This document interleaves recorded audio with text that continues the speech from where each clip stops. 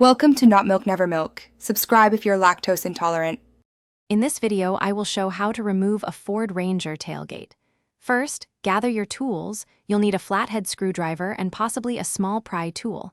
Make sure your tailgate is fully open and stable. We'll begin by disconnecting the two support cables, which are found on both sides. This simple process makes future steps much easier and safer.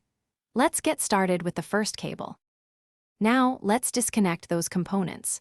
Use your flathead screwdriver to gently pry open the retaining clips on each support cable.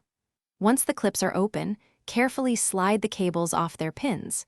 If your Ranger has a backup camera or other electrical features, you'll also need to disconnect the wiring harness, usually located on the driver's side.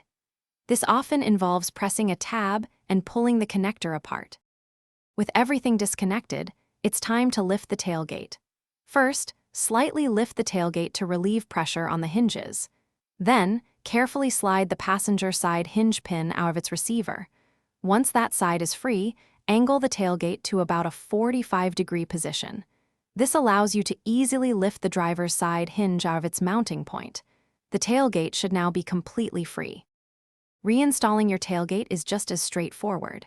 Start by aligning the driver's side hinge into its mounting point. Then, carefully lower the tailgate until the passenger side hinge pin slides back into its receiver. Once both hinges are seated, reattach all electrical connectors, ensuring they click firmly into place.